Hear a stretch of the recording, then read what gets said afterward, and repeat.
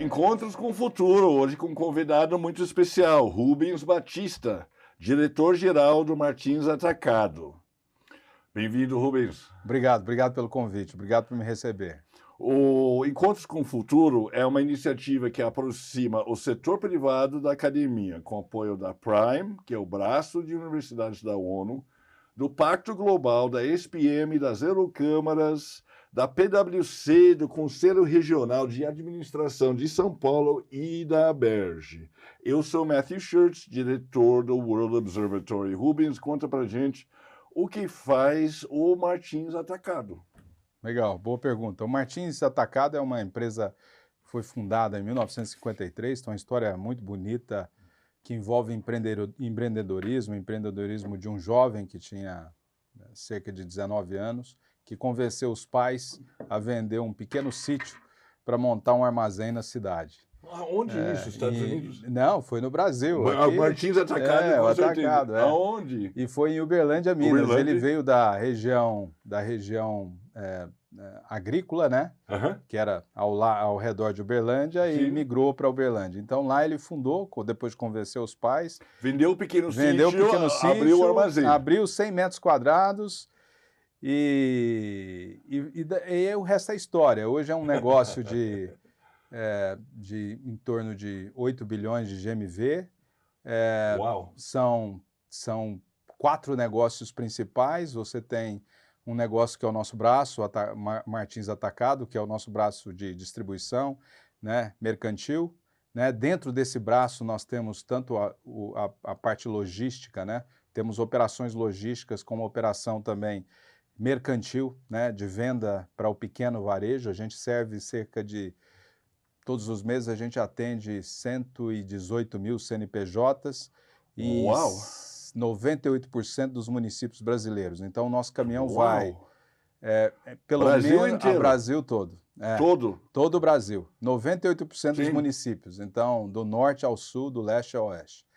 E além disso, a gente tem também um braço que é um braço de varejo, que é uma iniciativa de fortalecimento do pequeno varejo independente, em que a gente atua como orquestrador, né, dando para eles inteligência, tecnologia e consultoria, para poder eles competirem com os grandes. E eles operam debaixo de uma marca que chama Smart Supermercados. Então, esse é o negócio principal do grupo, que é o Martins Atacado. Fora isso, nós temos um negócio de manter floresta em pé. No Pará, são 150 mil hectares. Uau, que isso legal. equivale a mais ou menos 230 quilômetros de distância, de extensão, né? E a gente mantém floresta em pé, né? É uma iniciativa da família na realidade... Vou deixar você terminar para eu voltar. Não, tranquilo. Tá bom. E basicamente porque é uma maneira dele devolver. Ele veio da floresta, do campo, né? E maneira de devolver. E temos também um banco, chama Banco do Triângulo, S.A., que basicamente ele opera financiando nossos fornecedores e financiando o pequeno varejo, os nossos clientes. Explica vamos aproveitar e explicar por que chama Banco do Triângulo. Porque, isso é uma boa coisa, isso é uma boa coisa. Uberlândia, Minas Gerais, é no que chama Triângulo Mineiro, certo, né? Então, por isso que chama Banco do Triângulo S.A. Não é nada esotérico. Não, nada esotérico, nada disso. Apesar da família ser extremamente religiosa, mas não tem nada disso. Perfeito. O Rubens, nossa, tanta coisa ali. Vamos começar com os desafios de atender 98% do... Vamos começar, peraí, eu tenho uma curiosidade antes. O que é o pequeno varejo? Pequeno varejo são... basicamente, nós temos quatro verticais de atuação, olhando para o cliente. Então, o primeiro é varejo alimentar e farmácias. Varejo alimentar são os pequenos supermercados até 4 checkouts e farmácias independentes. Farmácias independentes são aquelas que não são ligadas a grandes grupos, né? Tá. Aí depois nós temos uma outra vertical que atende lojas de eletro e informática. São lojas menores também, independentes, né? Depois nós temos uma outra vertical de material de construção, né? Então a gente atende lojas de materiais de que tem por todo o Brasil. Justamente. E finalmente temos também uma vertical de agroveterinário, né? No Brasil é muito importante essa parte do agro, né? Sim. E o VET também. Então a gente também atende essas lojas. Então são o comum entre elas que são lojas independentes e são do Brasil profundo. 60% das nossas receitas, elas advêm de cidades até 100 mil habitantes, né? Que fascinante. E por que, como descobrir? Conta a história disso. Por que vocês focaram nesse mercado? Me parece um mercado muito espalhado, muito difícil, com muitos desafios, que tende a desaparecer. Ou tenderia e tal. Qual é a ideia atrás disso? Um bom ponto. Na realidade, quando se iniciou, e Uberlândia, ele é um polo regional. Ele ele está muito próximo a São Paulo, né? Onde estavam as grandes indústrias no passado, pensa, em 1953, né? As grandes indústrias estavam ali, e você tinha, e Uberlândia também é caminho para o centro-oeste e do centro-oeste para o nordeste. Tá. Então, na realidade, o que foi o seguinte, olha, nós somos uma conexão entre, né, as grandes indústrias que estão localizadas nos grandes capitais e principalmente São Paulo, a partir de São Paulo ali, para o interior do centro-oeste e norte e nordeste. Então foi ali que começou. E como o Brasil estava se industrializando naquela época, né? 53, 60, 70, o boom econômico. Antes de eu vir para o Brasil. Pois é. Então o Brasil cresceu muito e com isso o Martins cresceu junto com o Brasil, né? Foi basicamente isso. É claro que, como todo negócio, né? Você não tem, você vai se adaptando ao longo do tempo. Você não tem dimensão de onde você vai chegar, né? Mas então eu acho que a grande sacada dele foi identificar isso. E ele, na realidade, nasceu como um varejista. Só que como ele era um bom negociador, os outros colegas dele, concorrentes, falaram, pô, você negocia tão bem, será que você não pode comprar para nós também? Aí ele começou a comprar para os demais e distribuía, né, as mercadorias. Aí depois ele falou, não vou ficar com varejo, eu vou só me especializar no atacado. Foi assim que surgiu o grupo. Sensacional, que história ótima. Como chama bonita. Ele chama Lair Martins do Nascimento. Tá, 92 anos. 92 anos. A cabeça ótima. Sensacional, que bacana essa história, Rubens. Conta para mim da reserva florestal de vocês. Então. Tá bom. É isso que chama reserva florestal? Na realidade, a gente explora essa área, que são de 150 mil hectares. A gente, então, tem essa floresta em pé, uma floresta que faz parte da Amazônia, né? Da Amazônia Legal. E 150 mil hectares é gigante. É gigante. Basicamente, a gente pode dar um exemplo. É o tamanho da cidade de São Paulo. Sim. Por basicamente isso. Sim. Então, o que a gente faz ali para ser sustentável também? Porque todo negócio precisa se pagar, né? Se financiar. Né? Então, a gente faz manejo florestal certificado pelo FSC, né? Que é uma certificadora, para quem não sabe. Que é uma certificadora e a gente, na realidade, limita muito a exploração, né? Mesmo que seja certificado, mas a gente limita a exploração. Vocês tiram algumas árvores. Algumas árvores, não todas. Para vender. E basicamente a gente roda a cada 30 anos, volta naquela primeira área explorada. Então, gira durante 30 anos, né? É um negócio legal. Sensacional, mas ele tem um plano de 30 anos. Tem. Então, a árvore que você por isso chama manejo, já né? cresceu de novo. É isso aí. E além disso, a gente está agora nos certificando para poder vender créditos. Créditos de carbono, né? De sequestro de carbono. Mas até agora não fizeram isso. Estamos terminando agora. Não vivemos disso. Sempre foi da floresta. Agora que a gente vai fazer isso. Onde fica? No Pará? No Pará. Já. Não fui ainda. Ainda não? Ainda não. Mas é em Portel. Tá. Eu não sei onde é isso, mas... Mas é longe. É longe. É longe. Sei. Pará é longe. O Rubens, conta para mim assim, você atende 98% dos municípios de São Paulo. Do Brasil. Do Brasil. E é pequeno varejo? Pequeno varejo. Tudo pequeno varejo. Tudo pequeno varejo então, independente. Então você vai naquela loja de construção, lá no Acre, é isso? É isso. Eu vou dar um exemplo. Por exemplo, vou dar um exemplo claro. As lojas que a gente chama, que a gente atende varejistas alimentares, né? Ou seja, que são pequenos supermercados, armazéns. A gente define isso pelos checkouts. Os checkouts são as caixas registradoras antigas, né? O número de passagens para pagamento ali, né? De pagamento, né? De meio de pagamento. Então, você define o estabelecimento pequeno até 4 checkouts. Tá bom. No nosso, 50% 90% do que a gente atende tem até 4 checkouts. Tá. 50% são até 2 checkouts. Tá. São estabelecimentos muito pequenos. Sim. 100 metros, 150 metros, 200 metros quadrados. Supermercado ou contra boteco também? É de tudo. De tudo. Desde que ele atenda ao público, né, com multiprodutos. Né? A gente vende em torno de 25... Mercearia. Basicamente, a gente vende produtos de mercearia, bebidas, limpeza, higiene e beleza, produtos de material de construção, né? E aí vai cerca, arame, né? Carrinho de mão. Porque, lembra, nós estamos falando de cidades pequenas, até 100 mil habitantes. Sim. Metade dessas cidades, elas não chegam a ter 50 mil habitantes. Sim. Eu falo até 100 mil, está contido, mas 100 mil, mas tem muitas cidades que são de 50 mil habitantes e menos. Sim. Então, são cidades que você não tem muita especialização, nem cabe muita especialização. Sim. Então, a loja, geralmente, ela vende de tudo, né? Eu estou achando fascinante você atender esses clientes, que são os clientes que a grande maioria não quer, porque são caros de atender. São caros de atender, esse é o ponto. Esse é o ponto. São extremamente caros, porque você tem que andar mais. Pra você ter uma ideia, né? Andar mais e vender menos. E vender menos, né? Várias paradas, né? Sim, então, a nossa operação logística, ela representa 50% dos nossos custos, das nossas despesas totais. Sim. Né? A nossa operação logística. Que é 50% praticamente da nossa margem bruta também. Sim. Então, quer dizer, é um negócio que é difícil executar, né? Uhum. Por isso que nem todo mundo quer fazer isso, né? Uhum. É melhor trabalhar num nicho mais curto, andar menos, né? Muito mais eficiente, né? Sim. Você dispersa menos recurso e etc. Sim. Então, mas basicamente a gente talvez não o único, mas um dos únicos operadores nacionais, né, que fazem isso no Brasil. Eu ia falar, vocês têm concorrentes?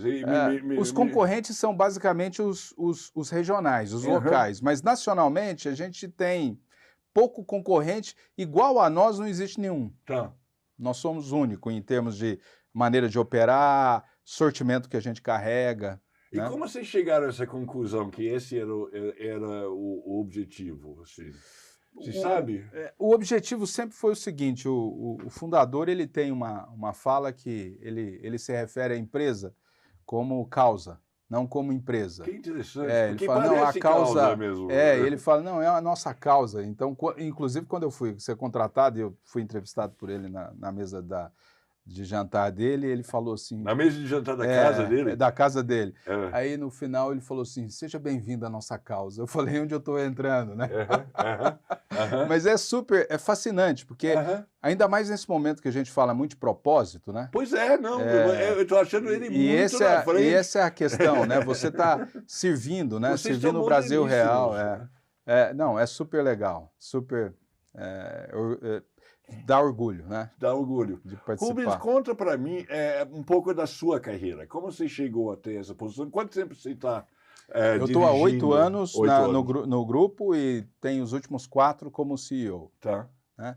Antes disso, eu fiz a minha carreira, eu construí a minha carreira. Eu sou de Uberlândia, né? Da mesma cidade. Só que, na realidade, uma vez que eu terminei a minha pós-graduação, na Universidade Federal de Uberlândia, que é de lá, eu resolvi sair. Né? Eu achava a cidade pequena, eu entrei no programa de trainee do Carrefour. Tá. E a partir desse programa de trainee, eu rodei grande parte do Brasil e depois disso, depois de 7 anos... A Carrefour mandava trainee, você... aí depois de trainee, aí eu passei a ser gerente, aí rodei várias lojas, fui gerente de várias lojas, depois fui para a Matriz, como um gerente nacional. Tá.